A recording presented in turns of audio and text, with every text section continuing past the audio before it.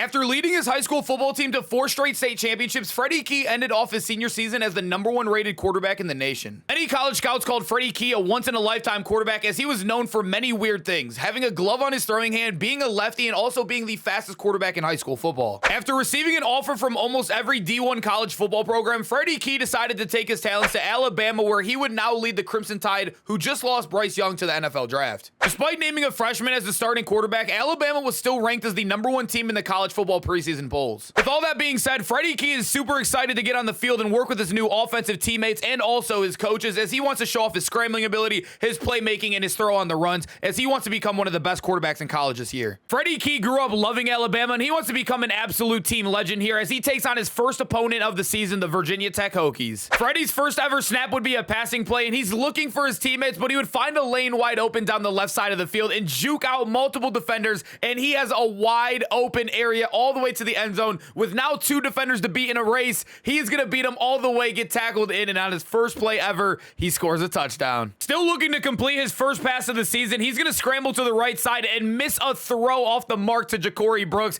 and then on the next play, we're trying to find a crosser, and we're going to almost throw an interception right here, and we need to get it going fast. Freddie Key would continue to struggle in the passing game, but he would use his legs on this next play and pick up the first down and much more after that. But while trying to juke out a defender, Freddie Key is going to have his first fumble of the season, and man, that is not a good way to start the game. Luckily, our defense wouldn't get a stop, and we're looking for our first completion of the game as we're going to hit Burton wide open on the right side of the field. That would later lead to a red zone trip as we hit our tight end as well, and we are looking to put more points on the board. After multiple big plays, we would just hand it off to our running back, Jahmyr Gibbs, and we would take a 2-possession lead. With Alabama's defense hosting a shutout, Freddie Key just wanted to keep on stacking up points on the scoreboard, and he would do so in the air and also on the ground all game long, as he has another big run right here to get himself in enemy territory, and then he would later find his wide receiver wide open in the back of the end zone to go up 21 points. He would receive another possession with only 20 seconds remaining. We're looking for anything to get some more points on the board, even if that's a field goal, and Freddie Key would scramble with 5 seconds remaining, get all the way into field goal range, and get out of bounds with only 1 second left. We would hit the field goal and take a 24-point lead heading into half. With Coach Saban pulling the starters after the third quarter, we would go on to blow out Virginia Tech, and we would have a great game with 250 yards and 140 on the ground. Despite a blowout win and a shutout, Alabama would move to the #2 spot as Georgia takes the #1 spot, and we are going to look to take that back as we take on a #19 ranked Texas A&M in week #2. And just like game #1, Freddie Key would start this game off just with his legs as he would dominate on the ground once again, getting 20+ yards on his first carry of the game. After the huge rushing attack right there, Freddie Key would make a throw across the middle but get hit on the play and later have to come out the game, and the backup quarterback Jalen Milroe would throw an interception on the very next play. Returning back to the game in the late first quarter, we're looking to hit our tight end Cameron Latu over the middle, and we would find him wide open, and he would break through all the way for a huge touchdown, and we are finally leading the game 10-0. Playing with the 17-6 lead in the second half of the game, Freddie Key is going to try to find his tight end over the middle, which would lead to a big crosser to our guy Ja'Cory Brooks that would get us in the goal line, where Jahmyr Gibbs would do the rest, and we would have a huge lead once again. Looking to put a dagger in this drive, we're going to hit a wide receiver wide open down the sideline that would lead to another rushing touchdown, and we would win our second game of the season, and Alabama's looking to heat up and make a run for that National College Football Championship, while Freddie Key has his first player of the game moment. While in our next game against Colorado State, it was a nail-biter, and Freddie Key would have a last-second rushing touchdown to take a huge lead and end up winning the game. We would have a huge opponent on our next hands as we would be taking on the #20 ranked Ole Miss Rebels. Now, in this game, we're looking to start off hot on offense as we would hit our running back on a screen play, and he would take it all the way to the outside for 20+ yards,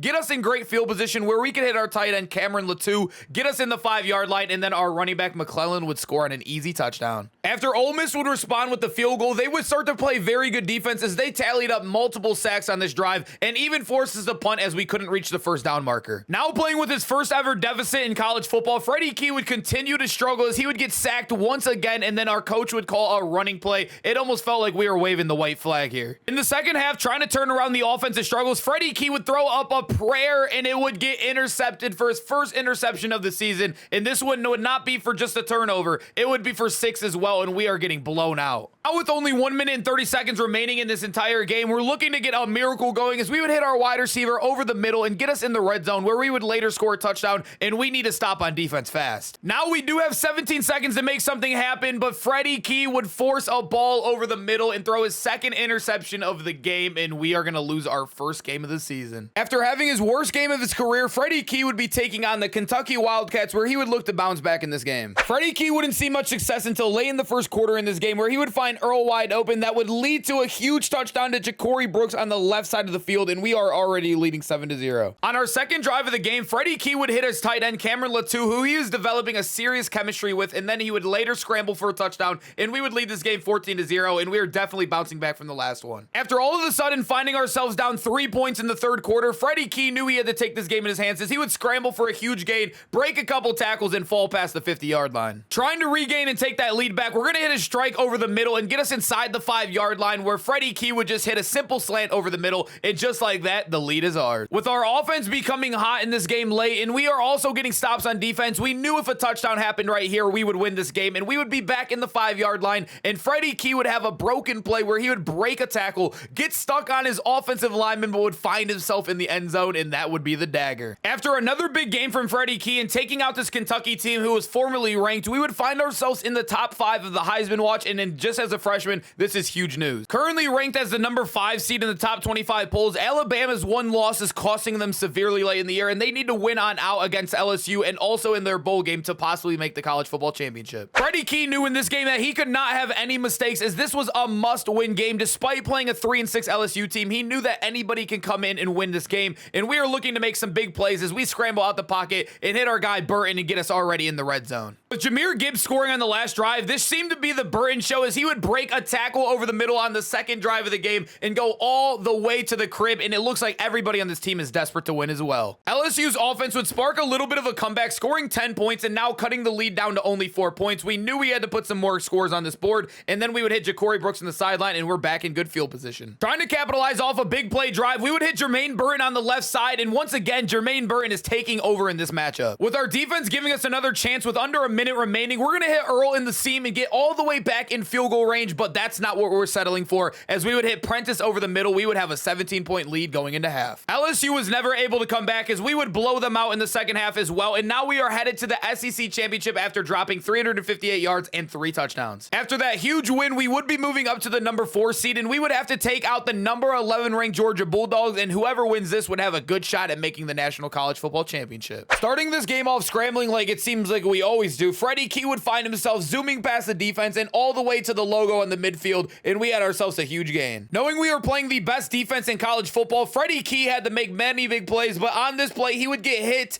and throw his first interception of the game. And bad news is Freddie Key is on the ground injured, and it looks like he is not getting up at all. Making his way back into the game in the second quarter, we would find Jahmyr Gibbs on a screenplay and go all the way down the sideline. It looks like nobody was going to be able to catch up to him until a defender came from the backside, and we are already in the red zone. After that play, we would find our tight end Cameron Latou wide open in the end zone, and this game is all tied up. With the college football championship on the line, we are doing everything we can to move the ball on offense, and Jahmyr Gibbs is having his best game of the season while also hitting Cameron Latou often as well. After coming back from the first quarter injury, Freddie Key has been on point, hitting wide receivers right in their chest as he would find another wide receiver wide open in the end zone, and we would tie this game on up. Our defense would give us another chance with 22 seconds remaining in the half, but Freddie Key would throw the ball to his wide receiver, forcing it on a 3rd and 19, and would throw his second interception of the game, and they would already be in field goal range, and this is not looking good to end off the half for Freddie. In the third quarter, we would have a chance on this drive to go ahead and take the lead, but Freddie Key would force it once again and throw his 3rd interception of the game, and once again leaving the defense in bad field position. With this game falling out of hands, Freddie Key needs to spark a comeback. In this play, he would force the ball once again over the middle,